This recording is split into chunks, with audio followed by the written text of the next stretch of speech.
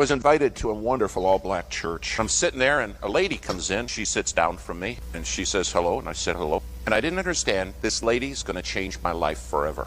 I will leave that service wanting to be like her. She turned to me, and she said, "What are you doing here, white boy?" Now, in my whole life, no one had ever called me white boy. I said, well, white boy's going to preach this morning. She looked at me, and she said, "You got the stuff, white boy?" I said, "I beg your pardon?" She said, "Don't play stupid, white boy." She said, "If the preacher ain't got the stuff, we don't have church. If you don't got it, you sit right down here and let somebody stand up there that's got the stuff." She said, "Now, you got it or not?" I said, "White boy's got the stuff." I didn't know what to say. She said, "They tell you how we do stuff here?" I said, "No." Oh, she said, "Well, let me tell you. Service going to start right on time." She said, "And we're going to sing for at least an hour." She said, "Sometimes we sing more than an hour." She said, "You love to sing, white boy?" And I said, "Oh, yeah, I never get enough of it." Right. She says, "After we're done singing, we have testimonies." She said, "People talk about stuff they've been delivered from." She said, "Man, sometimes they stand up and, man, they confess crimes they've done. It's good." And she said, "Man, when they confess a crime, we take them right down to the jail and turn them in." She said, "You not done any crimes, have you, white boy?"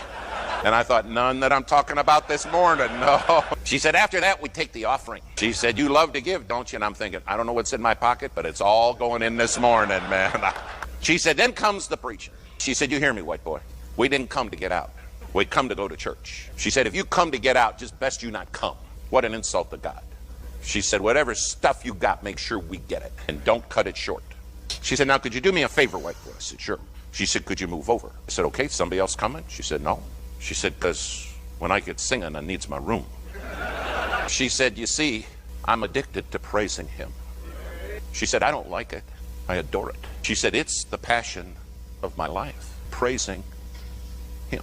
I moved over. That dear sister, man, she got singing. And you know what? She's singing and crying, and pretty soon I'm crying. And I don't know why we're crying. Her passion pulled me in. Man, we're singing, and I'm like, boy, I want to praise the Lord like she does.